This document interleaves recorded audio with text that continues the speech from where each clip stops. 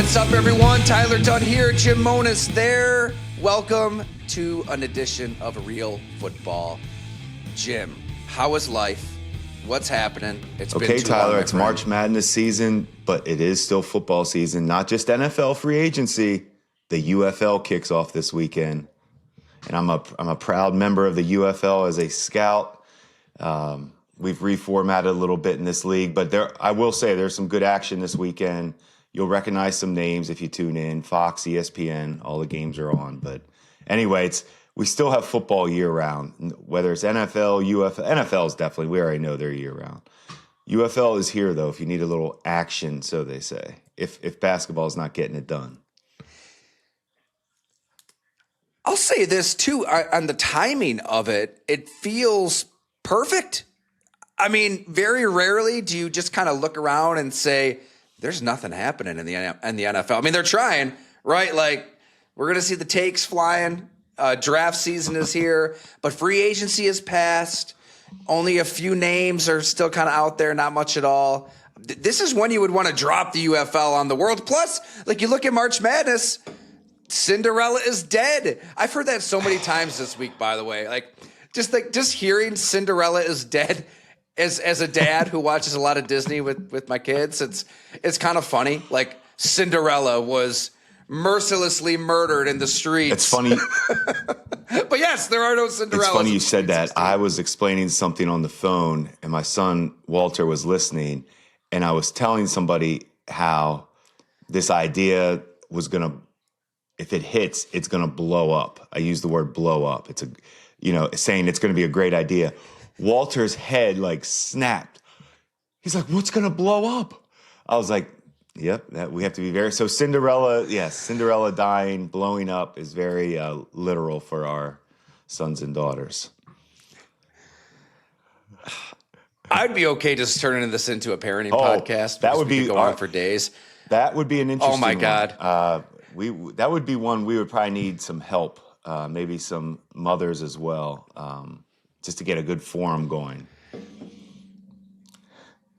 I mean, we had to, some of the old Disney movies, like Pocahontas a few weeks back, and they have that song, Savages, Savages, and it gets stuck in your head. I don't even remember watching Pocahontas with the kids. I guess we did at some point. Out of nowhere, Sonny the other day just starts singing that song. I'm like, buddy, there's some other Disney songs we can sing out in public than that jingle from Pocahontas. But actually, major father-son all-time moment a couple weeks ago, taking Sonny to a Buffalo Sabres game. So as you know, Ella's been to a few. It was time to take Serafino. And I shit you not, Jim, we were sitting in the 200s right behind where the live band is. So if you want your kids to get on the Jumbotron, I guess that's where you go, because they got the cameras on the band, and then they're kind of looking around for some action shots in the crowd. And, oh, my God, it was awesome. So Rob Zombie's blaring. I think it's Dracula, just going crazy. They're trying to get everybody jacked up ahead of the third period. The Buffalo Sabres are the best team in pro sports right now. I mean, holy hell, this team is on fire. And so I've got Sonny. He's holding him up like Simba, rocking to Rob Zombie, and they get him on the Jumbotron. They zoom right in on him. He gets the whole arena jacked. He's pumping both fists in the air. It was great. It was a great moment. And, I'm sure you and Walter should get to a Buffalo Sabres game and soak it in. This team is unreal right now. Well, I hope they are. You know how I am. I don't follow hockey, but I follow it enough since we live here. And since I heard a couple months ago that they were relative, I had to throw a little wager on them. So the playoffs are going to be very fun for me this year. I can't wait. I would like to go to a game this year.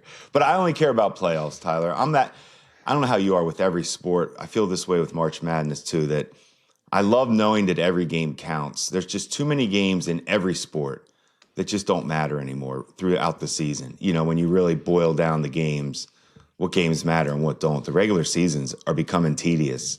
And I think that's becoming evident when you see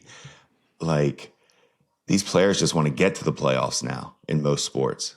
We've talked about that from day one on this pod, how go ahead and get excited game one next year if you're the Buffalo Bills. Doesn't matter. That game one in the new stadium, I hope they win and all that, sell out. But the game doesn't matter. The game one in the playoffs next year matters. And don't give me the seeding stuff and every game matters that you have to get home field. Get in, get healthy. Get in. All right, sorry, I went on a little. Well, that seems like a good theme for the pod. I mean, we really didn't have a game plan for this episode, so let's make that the game plan, Jim. Now that the free agency dust has settled, the draft's ahead, and Bob McGinn's draft series, by the way, it's beginning Friday a.m. at Go Long. He has been chatting with scouts all over the country to bring you the unvarnished accounts, analysis, insight into all of these prospects. So always look forward to that. He's been bringing it to Go Along the last 4 years. So that is for our paid subscribers. Probably should mention a few times on the podcast. Please subscribe, everyone. Powered by you. No ads, no sponsors. None of that gambling BS. But now that the dust, yeah, that's right. I'm shit talking gambling with Jim Monos on the pod. It's my show, Jim. At the end of the day, I can't justify it. Hey, if you don't, it's immoral. If that makes me a prude, I'm just proud always to be remember a prude. there is no difference between alcohol and gambling, and I'll leave it at that. Same exact my God. same. Come on. Zero. There's such a big difference. Such a big difference. Don't. The addiction is confined to this little device when it comes to gambling. And I feel like that would be a great debate. Let's sharpen our arguments and figure out. You got an expert. I'm laughing. Which ruins more lives? I'm laughing because I'm an expert in both. So be careful. And I can tell you, they can both ruin lives. It's a tough debate. They are very parallel. It is. I'm just telling you. I've done this. I could probably write a book on. You give me the bartender, blackjack dealer, same person. You know, the bad music in a casino as you're sitting there just trying to escape playing blackjack. Dive bar, music, drinking your sorrows away. I'm telling you, there's all similar. And all can ruin your life, yes. I don't know. All right. It's a long off season because I just saw that news came across today. A lawsuit filed in Pennsylvania state court accuses sportsbooks, FanDuel and DraftKings. By the way, this is on ESPN, which is hilarious because they're in bed with all these companies too, of using data supplied by the NFL to offer a, quote, known addictive product, end quote, as well as VIP hosts to encourage two plaintiffs to keep betting, eventually leading to gambling disorders and financial losses. I mean, that's... Keep an eye on it. Alcoholics, gamblers, if you're blaming other people, just look in the mirror. There's nothing illegal going on anywhere with gambling. I mean, there is. It's just been going on. I know. Roger Goodell and these billionaire owners, I mean, they're basically drug dealers. Their stadiums are named after them. You can gamble in the stadiums in states that's legal. So anyway, I guess it's just like beer. Like I said again, alcohol. It's not though, Jim. It's not just like beer. It's easier. It's one click and ruin your life. Boom, right there. And another, and another, and another. Oh, here's a parlay opportunity. Here's another parlay opportunity. Here's another one. But that's next thing you know, there goes but that's your kid's on you. college fund. It's why it is just like alcohol. It's discipline. It's you having discipline. That's it. Discipline, self-control. Yeah, I get easy. it. But when it's every other commercial, when we're getting spammed in the face nonstop. As a kid, I'm pretty sure every Super Bowl commercial was alcohol. I'm like, what is going on with these Budweiser horses all the time? I mean, right in our face, alcohol, our whole life. Now it's just gambling and alcohol. Doesn't the ease of entry mean a little something, right? Like to get that alcohol. All you need is a driver's license. All you need is a driver's somewhere. license to get alcohol. You actually need a credit card to gamble on your phone. But you're seizing on people just mindlessly scrolling nonstop. I mean, society is turning into a bunch of zombie, brainless you can't scrollers. And now you're just dropping gambling into that. It's a little different. I think the NFL knows it's different. That I see is what you're talking about is on your phone. You have to physically go to a bar, or physically you're drinking in your home and nobody knows it. But it's No, a nobody huge knows it. difference. You can't. I mean, you can't push a button and just start drinking No, Jack Daniels because from you're your going to the phone. store and buying your alcohol, and nobody Yeah. sees you at home drinking nonstop. I don't know, Tyler. That one, to me, they are the same. I see no difference. Zero difference. Let us know. We want to hear That's from a the good one, viewers, the listeners. Because there is a line. There should be a line for the NFL. You would hope some sort of ethical line. But Ethical. maybe there isn't anymore. Not with this. Go watch those old ethical. Just watch old Ryan. The OnlyFans Super Bowl coming in hot Oh, you know for the that's gonna NFL. happen. Right. 2042. It's all on the table. Yeah, why not? Right? Why not? Why have any morals at all? But At all. Just go. If there's money to be do had. not hit with your head. Do not lead with your helmet. Whatever you do. Right. Right. No, remember. Do not tackle hard. Safe. Don't tackle hard. It's safe, they tell us.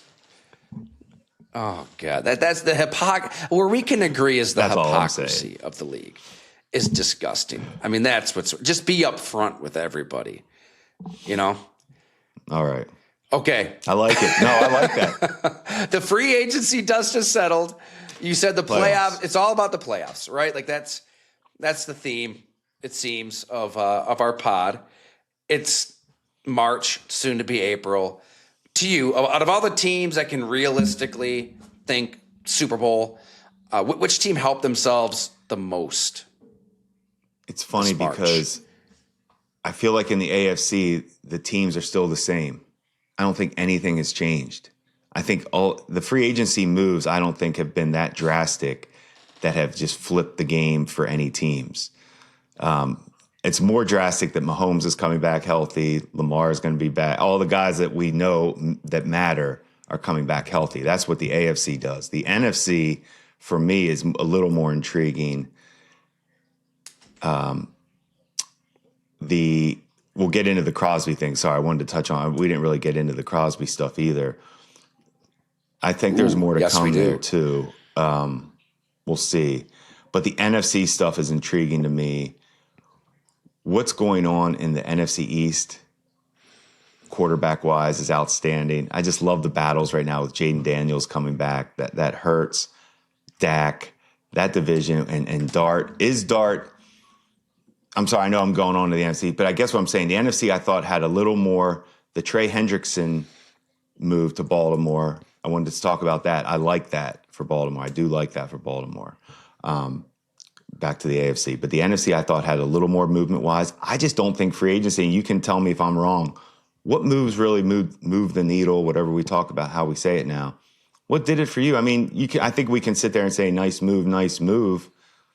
I'm not sitting there blown away right now by anything. Yeah, I think it's got to be a team that had money to spend. They've got a young quarterback, and for whatever reason, things didn't go well in 2025. I mean, that probably fits the criteria for what we're looking for. I think you nailed it. I think it's the Washington Commanders. I mean, Jaden Daniels had the injuries last season. They had a weird roster, right? They went for it early with veterans, I should say. Maybe not going for it, but they signed a lot of veterans to try to raise the floor year one with Dan Quinn, and it worked. But that comes with risk. Like all of a sudden, Bobby Wagner, who is working on his days off, setting such a tone. I talked to Joe Witt, their defensive coordinator, ex-defensive coordinator, about this. His mind was blown with the amount of hours that Bobby Wagner puts into this thing. All those coaches are. Him and Jane Daniels became like this. They were best friends.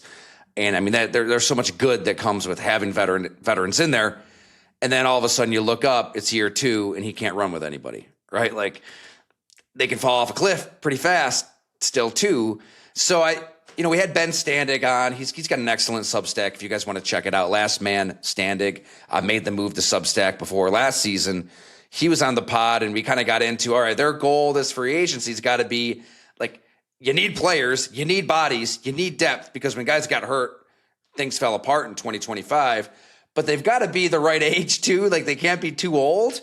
I feel like they found a ton of those players in Adofiola, the pass rusher whose brother played for Kentucky, right? Had that buzzer beater.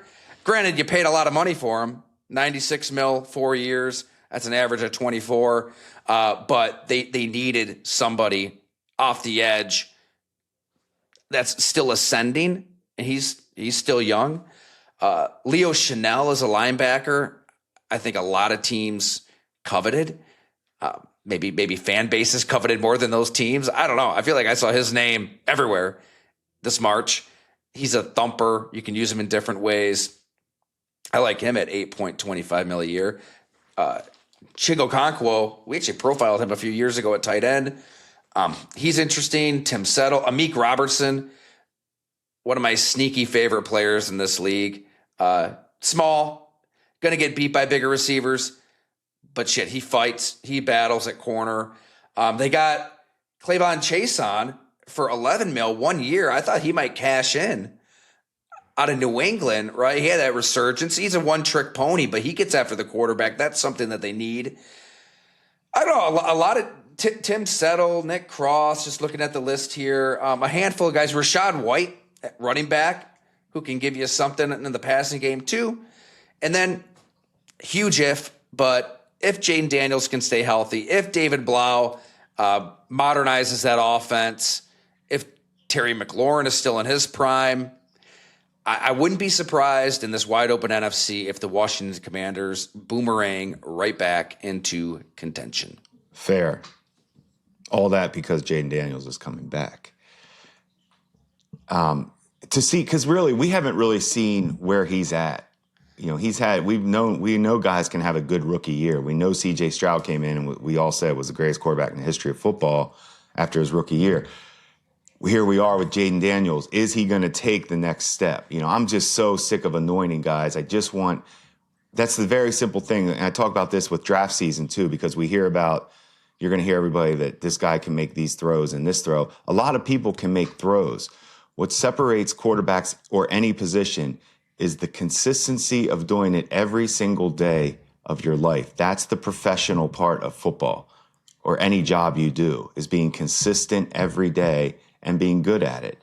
Making a throw on tape isn't why you should draft somebody. That means you've seen a guy make a throw. Okay, you know he can do it. Can he do it every day? Can he do it on time? Is he reading the right cover? There's so much more than what we think about with a physical thing that we're going to hear about. All right, anyway, I wanted to go back to free agency. Sorry about that with the Jaden Daniels. The NFC East, I love that division for some reason. I feel like that one has me, I don't know why, I just like that. Maybe it's because we grew up with the NFC East and Central PA, but I like that. I feel like it's back. All teams have their quarterbacks in place. Now let's play. Another team, Tyler, I wanted to say in the AFC that I actually thought did something with the Pittsburgh Steelers, and I'm hard on them all the time, especially personnel-wise. But once again, I like their moves. I actually like Pittman, the receiver. Didn't they get Pittman? Am I wrong? Yeah. And sorry, I wanted to make sure. There's Michael so many Pittman. names. Yeah, in my you're head, right. Rico Dowdle. Here's where we're going with this. Brisker, safety. I talked about him on the pod. Every guy, tough, professional, and tough. I like and they're bringing McCarthy in as a coach. I like what the Steelers are doing, but there's one huge question mark that we know every single year: who the heck is the quarterback? And you're in the AFC. But I will say, good job. I like the toughness. I like bringing guys in like that. Not guys that you think are the next, everybody thinks are the great players and you're overpaying guys. You're bringing in known tough players. You're not going to miss on those guys. Great point on the Steelers. They've had a productive spring so far, but at the same time, it's like you look at it. It's like, great. This house has everything you'd want, right? Nice new windows, a nice bar, whiskey bar. It's got hardwood floors, but does it have a foundation? That's what we don't know, and that's kind of important. I don't know. I don't want to harp on Aaron Rodgers because you know what? I was talking to some people in the Jets organization recently, and Who? one of them made a point. No, I'm just kidding. Oh, I'm kidding because I'm Can't like, say. who do you know who's left? All right, go ahead. I should say this is a former member of that Jets organization. And he's like, Tyler, you have to know this. Aaron Rodgers was not the problem here. He wasn't remotely close to the problem here. This place is a wasteland. So, all right, coming from that place of let's cut him some slack for how things went with the Jets. I would argue he was part of the problem out there with his play and how things were maybe manipulated. Just looking at last season with the Steelers, I think you have to be honest with yourself. Like himself, he went 10-6, right? I think Mason Rudolph was the starter when they lost that close one to Chicago. That 10-6 can lie to you, man. Like you really look at it and what he was able to do, what he wasn't able to do. You look at the other quarterbacks in the conference. It's a bummer that they didn't make a play for Malik Willis. I would love Malik Willis amongst all of these other moves that they've been making. I just cannot see Aaron Rodgers slaying Father Time after what we saw last year, which had its ups, had its highs, had the win against Baltimore late, didn't even have DK Metcalf, made some plays to win that game. I think that's as good as it's going to get. So I'm with you on Pittsburgh. Even Mike McCarthy, I think he proved in Dallas that he's a little smarter than skeptics, raising hand, might have thought he was at the end of those Green Bay days, innovating things on offense. I mean, he had a lot of talent in Dallas, but he was able to hang, was able to win 12 wins 3 years in a row.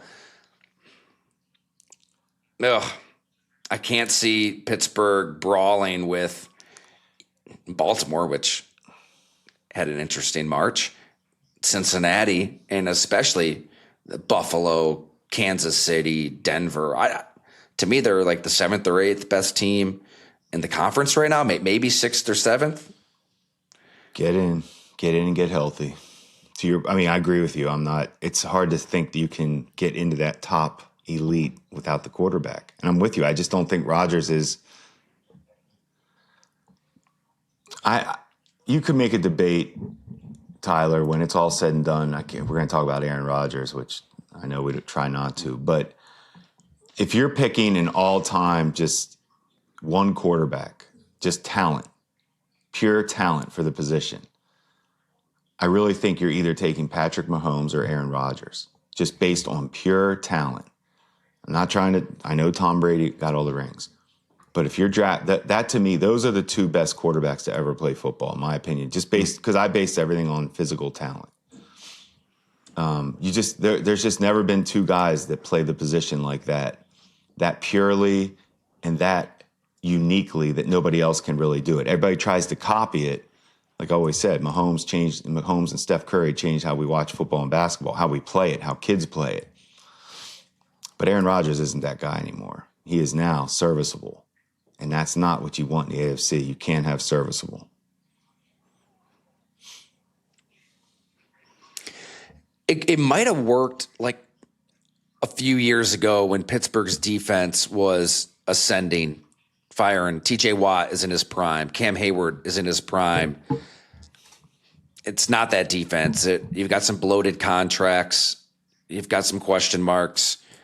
That side of the ball went off the rails too. So it's not like, they're going to be holding teams to 10, 14 points like those Steeler teams. They objectively had to love, if you love football, growing up. We've talked about it a ton. And really, anybody watching or listening to this podcast, even our older subscribers, they can think back to the Steel Curtain and Mean Joe Green, who was not dead, which, by the way, isn't that crazy how false information can really spread? Granted, Facebook is already this cesspool of fake news, but that kind of worked its way into X, and people really thought that Mean Joe Green died. To my knowledge, still alive. Jack Lambert, those teams. To me, it's the '90s. It's Greg Lloyd, it's Levon Kirkland, Chad Brown, Rod Woodson. That crew. You think Steelers? It ain't that anymore. It ain't James Harrison scowling through your soul. So I don't know what the plan is there. Let's stay in that division, though. I want to get your thoughts on the Baltimore Ravens because you have been in NFL front offices You know how this stuff goes down when you make a move in the, what do they call it now, legal tampering period. I mean, this stuff is justifiably so reported as done deal. Always, that little asterisk, pending physical. But I don't know. All right, just using my brain. I have not been in NFL front offices, Jim. I have talked to people around the league about this to an extent. It sure seems like Eric DeCosta and the Baltimore Ravens pulled a fast one here, doesn't it? You trade 2 first-round picks for Max Crosby, okay? And you're going to bring him in for your physical. Max Crosby's taking pictures of Baltimore, posted it on Instagram. And right then, Trey Hendrickson is still available. He overpriced himself. And if both points of view are coming out now, I'll just lay it out there for people who might have missed it. So Max Crosby did his podcast. It's worth the watch. I don't know why he would lie about any of this stuff, but he said, and it's not even like he's playing victim or being soft or any of that. It's bizarre. As he says, he lands and he isn't greeted by the GM. He isn't greeted by the head coach, which is noteworthy, right? Like if you would think they would be there if they're all in on this move. If Eric DeCosta, as he said, was what's the term he used, heartbroken or gutted that this didn't go through. Well, if you're so gutted, why didn't you say hello to him when he lands? Like it's a little absurd. So for 5 hours, he never even saw DeCosta. He asked to see Jesse Minter and talk to him, but it was very strange. And he goes through the physical, finds the results, but it's not out of the realm of possibility to think, if not assume, the Baltimore Ravens were ironing out a deal for Trey Hendrickson when Max Crosby is there. So you can get a pass rusher, albeit one who isn't as talented as Max Crosby on that level, but you get to keep your first-round picks, and you get Hendrickson. Meanwhile, the rest of the league moved on when that trade was announced, 48, 72 hours prior. I mean, other teams that might have been in on Max Crosby made other moves. I mean, the Raiders signed a bunch of guys, and to their credit, give the Raiders their due here. Like, they honored those contracts, and we can talk Raiders later if you want to. Now, the Ravens have come out. I think there's reporting they saw like a degenerative issue. Like, yes, Max Crosby may have been able to play this year, but they were worried about the future. There could be something to that, but still, before you even execute a trade before you even agree to a trade, you're looking at all imaging, right? The Raiders, they're sending everything, right? Like, so you see all this stuff. So the floor is yours, Jim Onis. To me, if it stinks, it stinks. Like, there's a skunk. I think this says a lot about the Ravens. It's unfortunate, but is it justified in your mind? Like, if you're running the Baltimore Ravens, how would you have handled this? Should be the question. No, I think you're dead on with this. They had buyer's remorse, whatever the word is to me. Hendrickson's agent, I'm sure, said, when they saw the deal, what are you guys doing? You wouldn't have to do that for Hendrickson. Oh, we wouldn't? That as soon as that gets in your head, and then you do have an injury history, I thought the deal was terrible anyway. I like Max Crosby, but I'm sorry.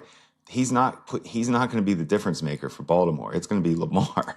So to me, what are you giving up first round picks for? Ever, really, if it's not a quarterback. So, or maybe one at the most. But what they were doing seemed insane to me. Okay, but that to me is what it had to have been. I don't think it could have been the medical stuff, because I think, to your point, we would know everything. Like, you wouldn't even, you would know he's going to be okay to play. Yes, there is always a chance they could have seen something when they were up close and personal, but for them not to greet him and have a coach and GM there right away is telling, because that is not how that works. Those are big time free agents are treated. He's correct. Why he wasn't meeting with them right away, he should have been thinking something's up. You've got the perfect comp here, right? When you guys traded Kiko Alonso for LaShawn McCoy, I know you've told it years past, but it's a story worth retelling on how how that went down. I mean, and Shady needed some convincing. Like, and you were kind of the peacemaker in a lot of ways. You went with the Bishop McDevitt connection that you had with LaShawn McCoy, kind of played into it. But I'd imagine that when LaShawn McCoy arrives in Orchard Park, you and Doug Whaley aren't hiding in your offices, avoiding him. And to your point, and that was the other end where Crosby was excited to go to Baltimore. Shady was not excited to come to Buffalo. And we were so excited. I had to temper, that's where I had to temper my excitement. We didn't know each other well. We knew each other from, just being scouting when he was coming out of Pitt. We had the high school connection. But I was thinking that would be a nice I thought that would be a nice, way for him to feel comfortable. And Doug played at Pitt. Doug Whaley played at Pitt. Shady played at Pitt. Didn't matter. He did not want to come up here. So to your point, and when we came up, we agreed. Yes, we were here. We all went out, did our thing. It took time. Took really a good offensive line, probably, and he could see his stats and his money, and he was fine. But anyway, so we saw the other end of it when a player didn't want to come. But buyer's remorse, the Eagles had none. You wanted me to talk a little bit about it. It was a very simple trade, which doesn't usually happen that way in the NFL. Chip Kelly wanted to get rid of Shady. So we gladly accepted. We just had an offer. We offered Kiko. They came back and gave us a couple guys. I think it was Kiko and somebody else. It may have been Robert Woods. I can't remember. And we said, well, how about Kiko? And we were thinking, what else? And they said, no, Kiko. And we're like, okay, that'll do it. Done. Shady for Kiko. And Kiko was banged up.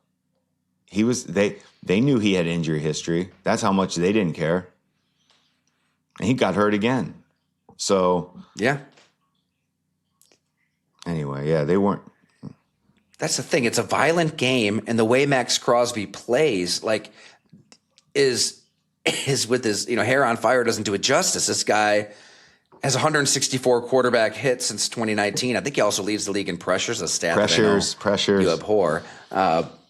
Yes, but you can look at many statistical measures. You can use your own eyeballs when you watch a wretched Raiders team and see this is somebody who is never going to stop. I mean, he was pissed at the organization when they were trying to hold him out and get a higher draft pick late last season. He wanted to play. So, my point is, you're the Baltimore Ravens. You know what you're getting. This is somebody who isn't a, fresh-faced 22-year-old with no mileage on the odometer. He has played a lot of football. He has played it at one maniacal speed. With that comes some tread, some concern. You agreed to this trade. Does it affect the Ravens' reputation around the NFL? If you're another GM, do you look at this and say, "Wow, that's pretty shitty. I don't know if I want to deal with you, or I feel a certain way about you."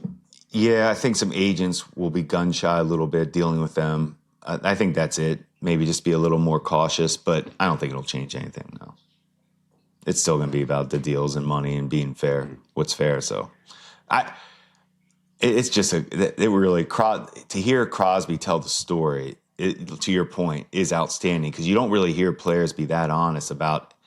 And how many times have we seen a superstar be mistreated on a free agent visit? Not many. So that's why that is worth listening to. That is definitely a unique story.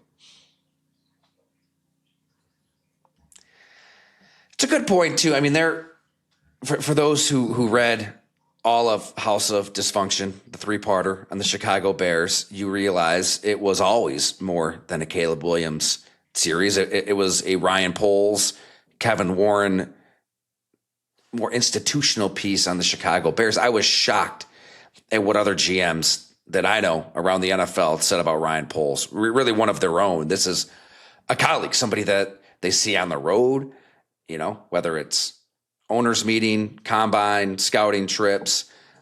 Some of the downright nicest people in football just eviscerated Ryan Poles, and it stunned me, honestly. Now, but would that prevent them from wanting to do business? Probably not. At the end of the day, you're going to do what's best for your team, and it's a cutthroat business. This was a cutthroat decision by Eric DeCosta and the Baltimore Ravens. Did they move closer to winning the Super Bowl? after all of that in your mind? I like the move. I mean, it's still going to be about Lamar, and can he elevate and beat the big boys in the playoffs when it matters. So I like the move though. You can't when you add any type of pass rusher, defensive back, quote unquote playmaker on defense, however you want to term it. That's a good move to me. I liked him coming out of college. We went to his pro day. I went to his pro day down at FAU. Trey Hendrickson, I'm talking about. Yeah, just because of the story on him, there was a little bit. There was a little shakiness, not character wise, not like he was a bad guy, more just high maintenance, a little dramatic in the locker room, in the building. Which is proven to be correct, by the way. Like in Cincinnati, it basically was Days of Our Lives. I think Paul Dehner Jr. covers the team. He's been on here. He's referred to it as a soap opera the last few years. That's him. Days of Trey's life. And I just wanted... You were near that back in college. I just wanted to make sure that's all it was down there. And then, but when you see him work, like when you hear how he works and watch him play football, he loves football. He plays hard. He's dramatic, diva style. Production equals tolerance, though.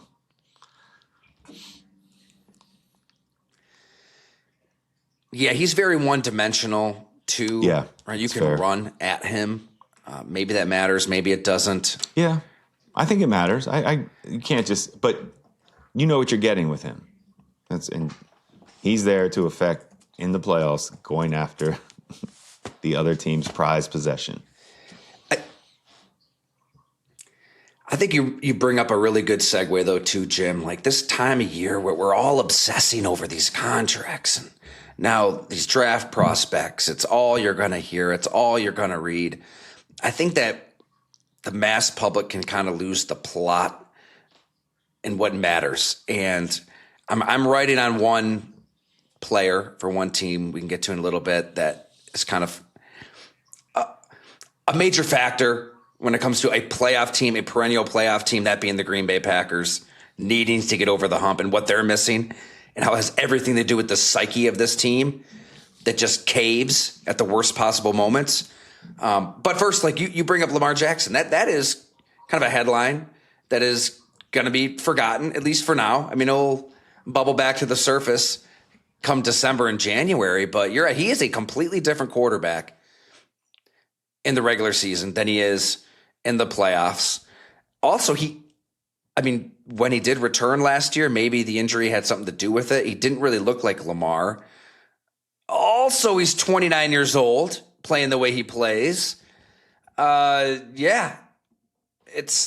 not going to say the countdown is on, but I'm just pulling up his playoff numbers. So Lamar Jackson has played in 8 playoff games. He's completed only 60.6% of his passes for 1,753 yards, 10 touchdowns, 7 picks, and get down to his rushing numbers here. You're talking,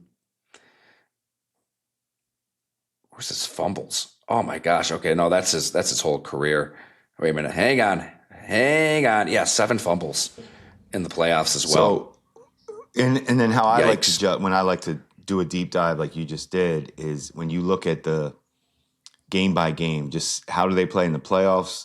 What are their game by game averages compared to what they're putting up in the regular season? And you'll see that difference, and that's concerning. Turnovers, we already know that's number 1 in football.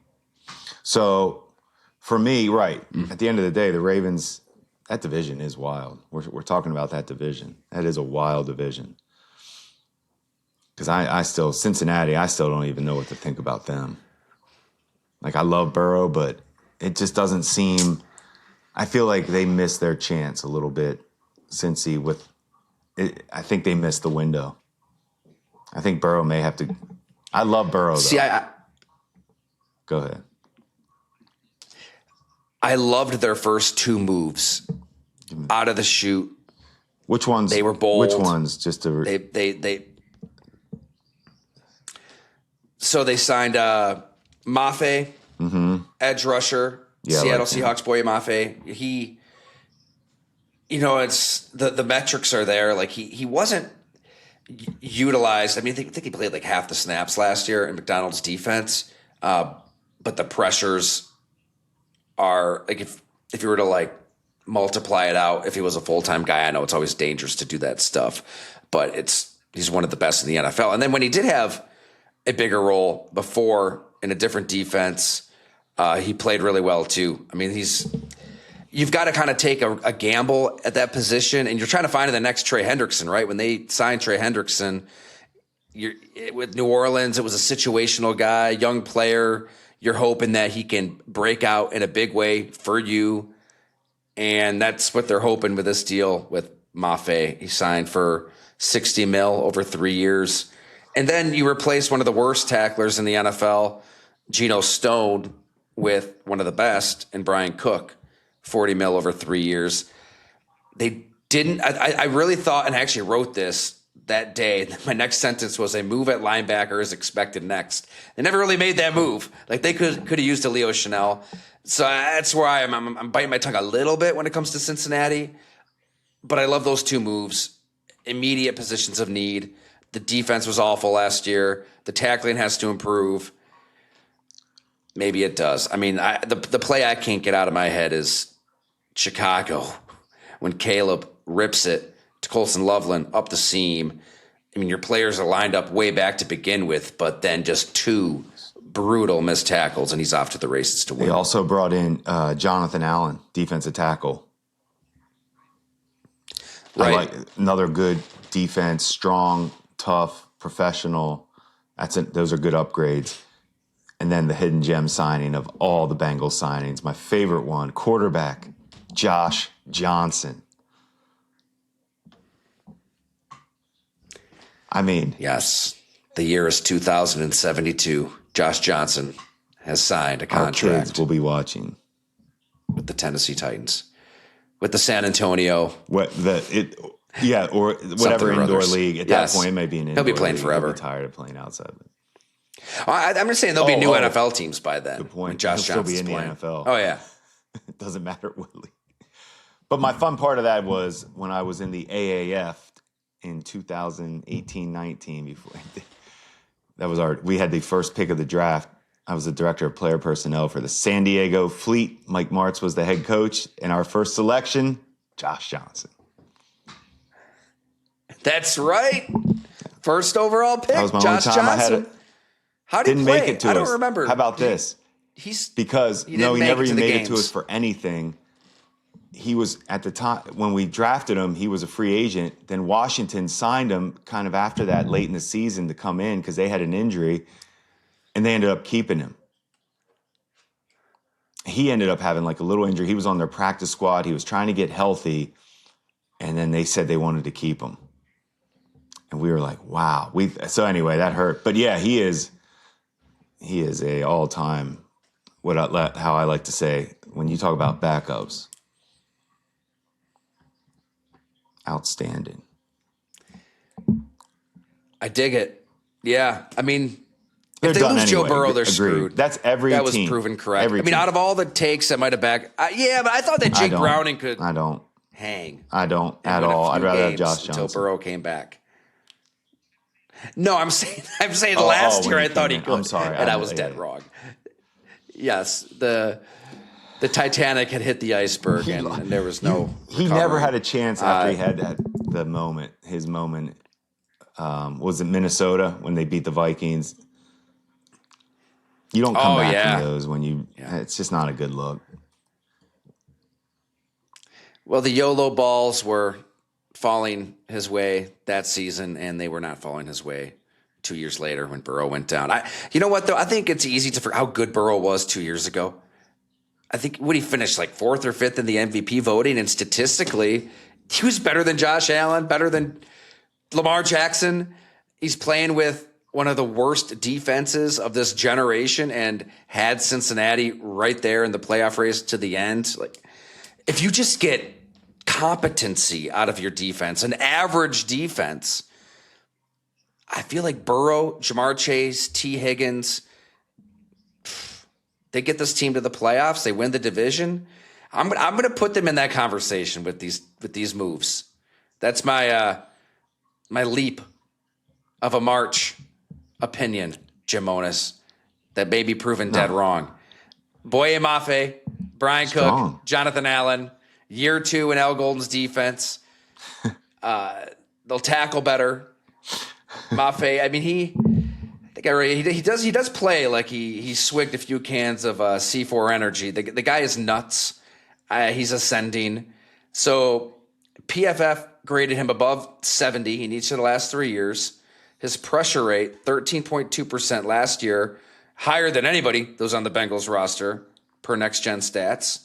And each of his 4 years, his pressure numbers improve. So it's a gamble, I get it, but give me that gamble over Jalen Phillips for what Carolina paid for.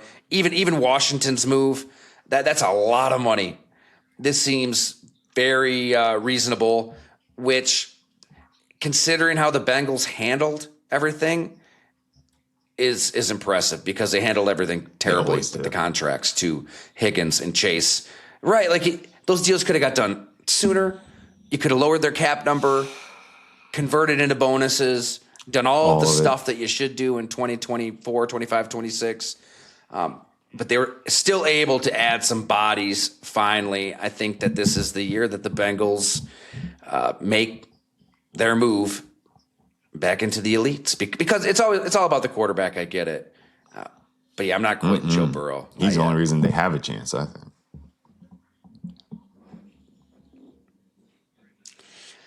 All right, Buffalo Bills. Have we done much on them since that dust has settled with their moves? Blah, blah. To me.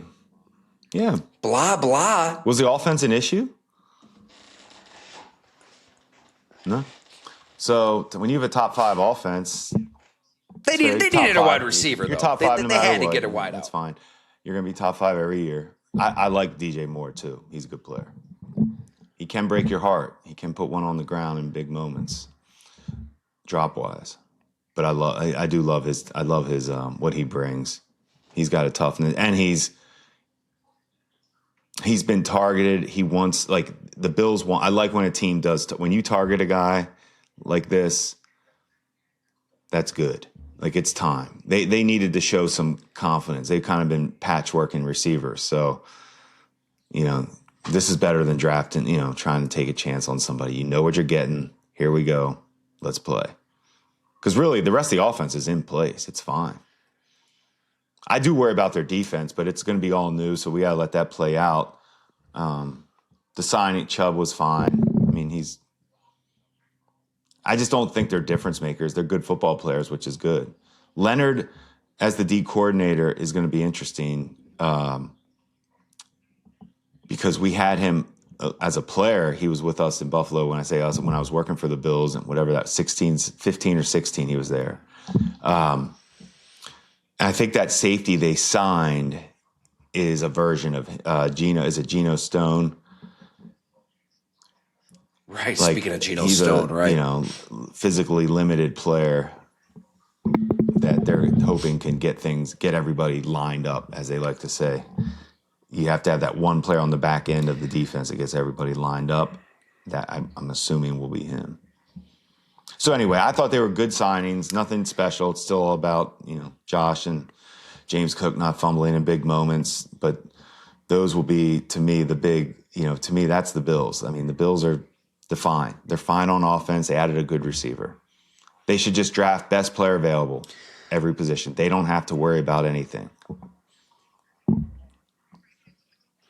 Right. I mean, it's always about Josh Allen. Like it's always about Joe Burrow. And it's always about Lamar Jackson. And it's always about Patrick Mahomes. You got one of these quarterbacks, it begins and ends there. So, yeah, they're always going to run through this quarterback. And I do feel, though, that now it is funny, since the move, Sean McDermott out, Joe Brady in, speaking to more sources that I hadn't even spoken to before, more comes out. It was the way it was described to me before, and I don't want to beat a dead horse. We don't have to go there. We've discussed the previous head coach enough. But Josh Allen was described to me as a burden for Sean McDermott. He viewed the quarterback as a burden, was the word that was used. Bizarre. Right? Yeah, very, very bizarre. So psychologically, to move away from that toward what we see now, where you've got a head coach professing his love for Josh Allen. That's why he gets it. The team must run through its quarterback in every conceivable way. To me, that is a major change. Like, a lot has changed. No bigger change than that. Getting a head coach who understands how this works is massive.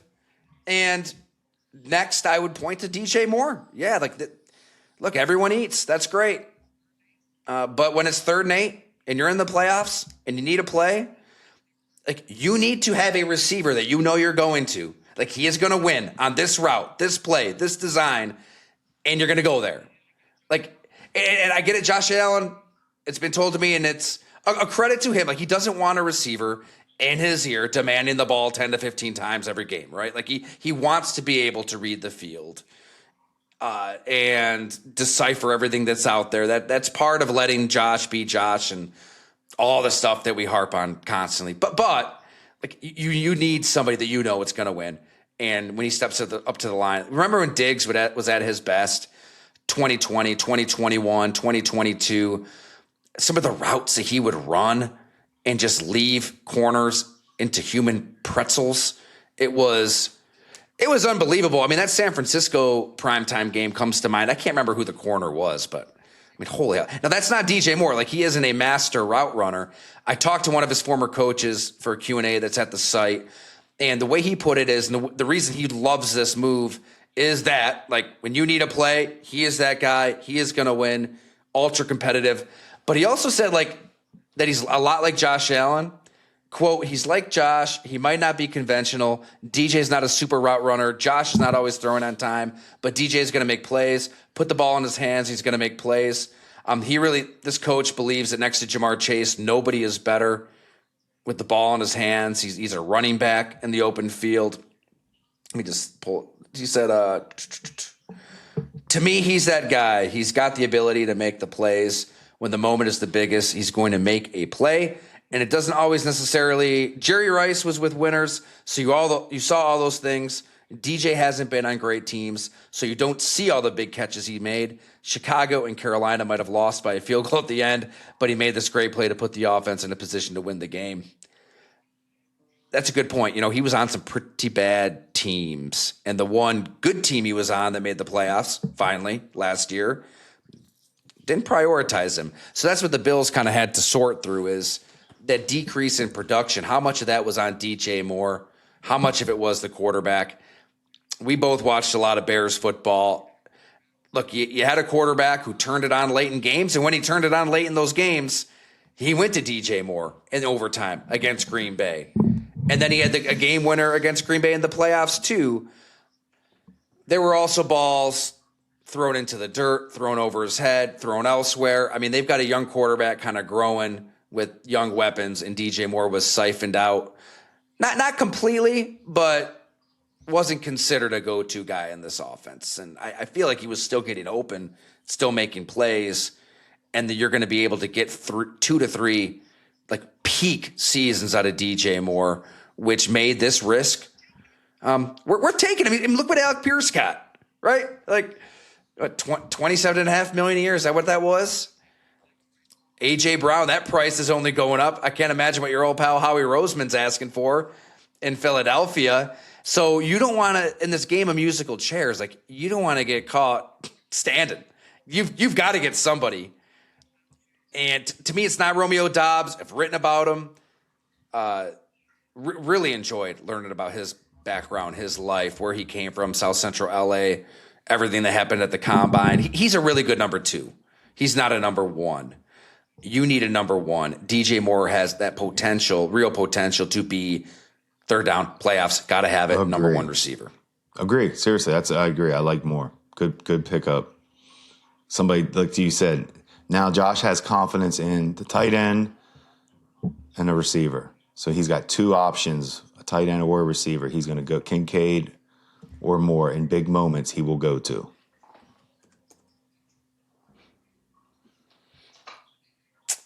Motivated, I would think, too. Yeah, it does. That matters. To an extent. I think to an extent. Yeah, I know what you mean. CJ Gardner-Johnson. Yeah, I get it. but He wears out his welcomes.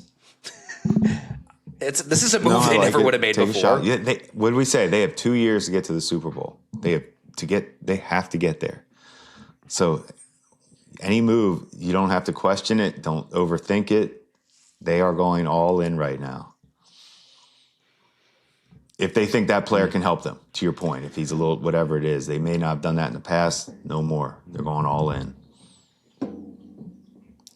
Yeah. All right. Anything else, Bills, before we move on to a final topic here? Good on Buffalo. I want to get your thoughts on this. Again, we'll have the story at Go Along for subscribers. I hung out with a player for the Green Bay Packers who had a lot to say, did not hold back.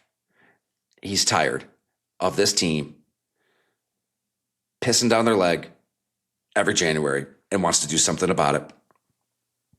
Trying to put a tease out there for the fine folks on the podcast, Jim, without giving away a name, without giving too much away. But yes, we took a trip and spent a lot of time with this individual who gets the psychology of the thing. Where I like I said, I feel like we're all harping over this signing and that draft prospect. I don't know, man. Like you look at Green Bay, and let me just pull it up because it kind of does blow my mind when you look at this past season. And is your phone ringing? If you got UFL calls, let me know. I thought I heard a phone ringing. All right, so this is a Packers team. In 5 of their 9 losses last year, they led by 9+ points. All right, they were up 10-0 on the Cleveland Browns with 4 minutes to go. Lost that game. They botched that onside recovery against Chicago, the first game in Chicago. And then all they did was give up 307 rushing yards to the Baltimore Ravens, all before they squandered that 21-3 lead to Chicago. So to me, that's not a matter of, they just need this player or that player. Well, they're not going to fire the coach. Matt LaFleur is back for year 8. Ed Policy didn't want to make that move. Basically, he did not do what the Buffalo Bills did. You've got a team in the playoffs. They can't get over the hump. They're going to ride this out with Matt LaFleur and Brian Gutekunst, the GM, who I think Gutekunst should have kept his job regardless. I think the talent is on this roster. So it's got to come from within. It's got to come from somebody that is going to be the dagger and finish teams. So cannot wait to share that story with everybody. To you, Jim Onis, let's make this our final topic. Out of all these teams, we've mentioned a few, trying to get to the Super Bowl, on the cusp, who might have found their dagger? Like who is that player that we're not thinking about enough, not talking about enough, who can help one of these teams deliver, 8, 9, 10 You are a months good from now? point guard. You just set me up because I told you this when this move happened. I love Waddle to Denver for Sean Payton. Now I know that was but what I loved about that move for them was when Sean Payton, I told you, when he saw Jimmy Graham, he had to have him, and you saw what happened when he got him. That's how he's looking at Waddle. So Sean Payton knows what he is going to do with Waddle. I'm looking for a big year from Waddle as far as his role on the team. I'm not saying he's going to be like the number one wide out. He's never going to be that type of guy. He's going to be that number one deep threat and ball in his hands. You have to pay attention to him every time he's on the field, and Coach Payton will scheme him up. That's the one I'm paying attention to. Now, you said that 2 first-round picks for Max Crosby was asinine in so many words. Denver gave up a lot for Jalen Waddle. Where do you kind of draw that line on draft? Because, like people in your shoes front off, I feel like GMs, they don't want to give up picks, but coaches don't give a shit about picks. I can just see Sean Payton like, whatever you need, take whatever you need, give me Jalen Waddle. And I was just going to say, I needed to see here. what that compensation. Good call. Because to your point, yeah. It was so they gave up the first round pick, 30th overall, and a third round pick, 94 overall, for Jalen Waddle, basically. And then they swapped fourth rounders. So basically a first and So the first round pick was third for the 30th Waddle, pick of the draft. That's why I kind of like the DJ Moore trade even more. Not, like I said, I don't care about compensation if the player works out, but you're giving up the 60th pick versus the 30th pick. And I think more GMs would prefer Waddle than Moore, but their numbers are pretty comparable when you stack them up side by side. Numbers Waddle's are, but younger. not their value on the field against another team. I think that's fair. I like those moves. I thought compensations were good. Because I just know Denver knows what he can mean to that team. I like it. What do you love about it? Like, Sean Payton, you were with those New Orleans Saints teams that are winning with Robert Meacham and Marcus Colston and Jimmy Graham. But what it is Jimmy Graham-ish, isn't it? It's a different sort of weapon. Sean Payton had a plan and was able to, I think we forget how unbelievable Jimmy Graham really was. It was short-lived. My God, those 2-3 years when he was at his peak stack up with anybody in history at the tight end position.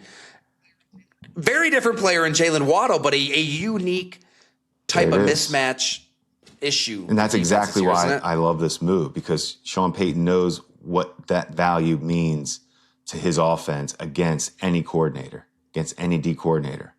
Jimmy Graham was a headache for every D coordinator. Waddle, headache for every coordinator. Guys that can beat you, guys that can beat your scheme because they physically have a skill set you can't match up with, those are the guys I get excited about. If that makes sense. Like Waddle has a speed and he puts a fear factor in every player and coach. As much as I like DJ Moore, he's not putting fear in anybody. He's a good football player.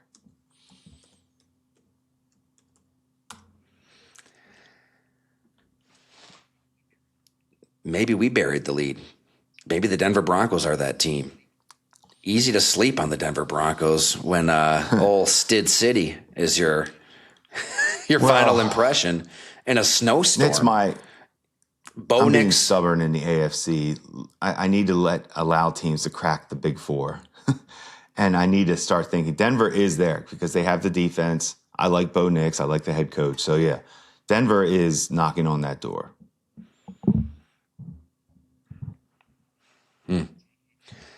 J.K. Dobbins sees an embarrassment of riches offensively for the Denver Broncos, which isn't something you could really say much at all with this team.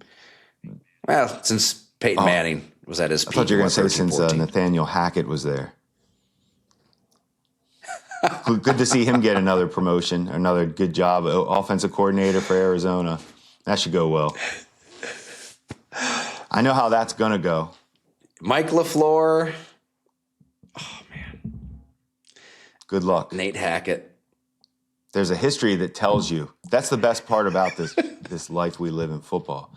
There's a history that tells you what's going to happen to your team on offense. All you have to do is look up the guy you hired's history. It's going to be a disaster. Well, I don't want to besmirch Jacoby Brissett. He may save it. We know we love right. Brissett. Jacoby. We're a pro Jacoby. I was at his pro outfit day here. too down at Florida with. Here's the best NC part. State? No, Brissett. Yes, you're correct. But he also threw. You're allowed to also throw in your hometown So he threw down in Florida at the receiver. There was a receiver coming out from Germany that the Vikings drafted that year. So Brissett threw to him, another receiver. And the reason I'm telling you this, it was at Florida Atlantic. Nick O'Leary came over to watch it, the former tight end from Florida State and the Bills, and Bill Parcells was there watching because Parcells was pumping Jacoby Brissett to everybody because he fit Bill Parcells' quarterback formula coming out. Parcells thought he thought Brissett should have been like a Wow. first rounder because he hit all his check marks. Whoa. That's right. Yeah, The X amount of starts you need in I have that written college. down somewhere. That has really aged well, Basically, hasn't what it? it boils When you see so, Anthony there Richardson you fall go. flat What on it his boils down face. to is it's just take a guy with experience. That's Right. It's not this, no. Walter White, methamphetamine equation. Win, play often It's what I in said to you. college. But it just goes to show, it's all That's paralysis it. by analysis That's it. this time of year too. So anyway, see how you can start. I can go in so many paths with names. I hear Nate Hackett. What comes to mind is that human centipede of a Thursday night football game between the Denver Broncos and the Indianapolis Colts. Good Lord. I've never seen human centipede. I'd imagine that football game is something like that notoriously awful film when you've got Russ Wilson and Matt Ryan. I think we all kind of know where we were with that game. Did you? So You I'm trying watched to it live, remember. right? You said that. I'm trying to remember where I was exactly. No, because you you said can't it, and I was like, remember? I Oh don't my know if I God. remember All right, I'm exactly where I pulling it was. Here it is. I mean, I would think it's Give the me the worst exact football date. game of Give me all the time. date One if you of see- 2022. All right. So we're talking week 5. Colts 12, Broncos 9, went to OT. You got a dueling Matt Ryan versus Russ Wilson combining for 0 touchdowns, 4 interceptions. It's hard to put this. It's hard to look at numbers and box scores and really do this game justice. It was worse than that. It was just terrible. Oh, it was awful. I mean, the AP story, I just pulled it up. So the Associated Press, right? It's very, just the facts, ma'am. You're just going to get numbers and it's in and out. There's nothing is editorialized really in an AP story, and you very rarely even see a byline on them. This is the lead for the AP story out of that game. Matt Ryan kept the faith through all the sacks, interceptions, fumbles, and 3 and outs that made for a streaming snooze fest Thursday night. Quote, it was just kind of a slog of a game, the Indianapolis quarterback said. I mean, this game had 7 field goals, 12 punts, 25 third down stops, 4 interceptions, and 6 fumbles. Just an awful game. And I got that. That was Nate Hackett, right? Yeah, 2000. Let's see. Oh yeah, that was a 5-12 Hackett special that season. Brutal. But he's an OC now, so he did something right. Like, think about that. He was. I almost did like the Leonardo DiCaprio meme pointing at the screen, watching that Packers Bears wild card game. There he is. He's in the offensive booth. He's up there. You know what? I give LaFleur, things. the head coach at Arizona, LaFleur, credit. He literally put himself out there. We always say in draft meetings, don't ride the fence. We want to know, do you like the guy or not? He said there's only one man he wanted for this job. He said it. He put himself out there. Nathaniel Hackett. Done. I respect that. We're going to see if you're right. There's a history that says you're borderline insane. That's the only guy you wanted.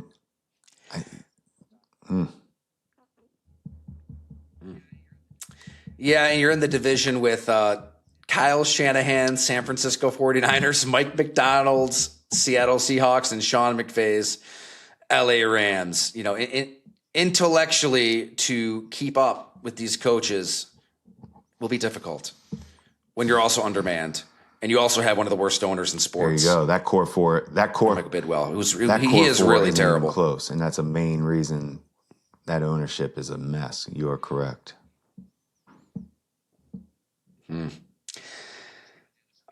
What you going to do this weekend for the launch Can't of the wait UFL? actually to watch these. Yeah, no, this is going to be fun Everybody. because I love the mix of, like we were talking about, the UFL and March Madness. So it's right up my alley. The guy that's running the UFL, the owner of the UFL, Mike Repoli is his name. He came in this year as the new investor owner. He's also runs the St. John's NIL fund for their basketball team.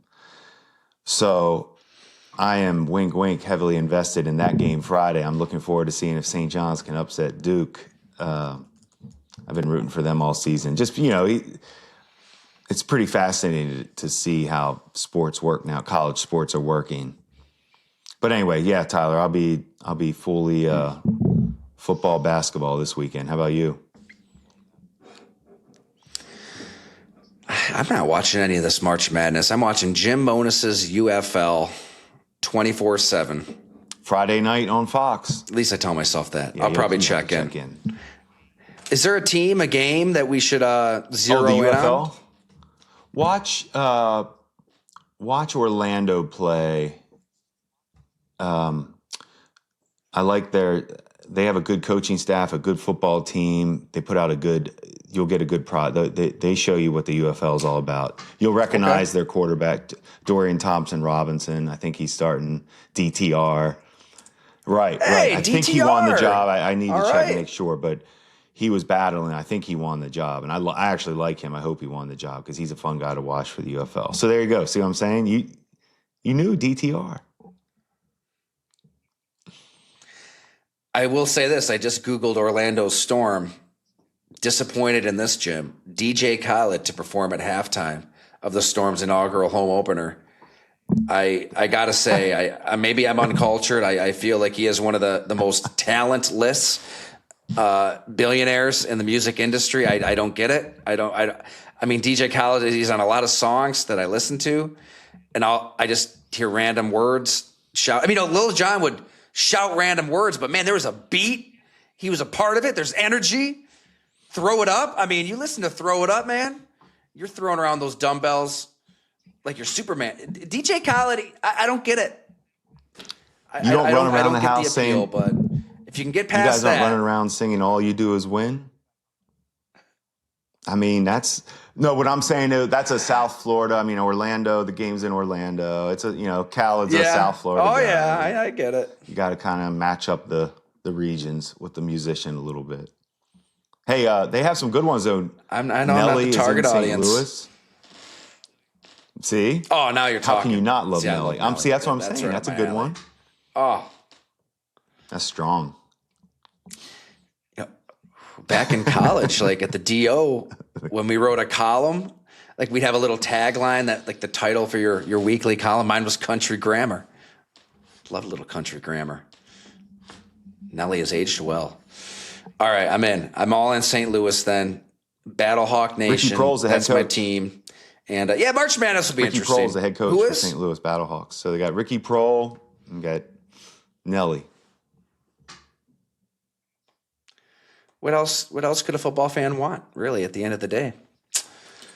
This was fun. Jim, thanks so much. And thanks for hanging with me this week.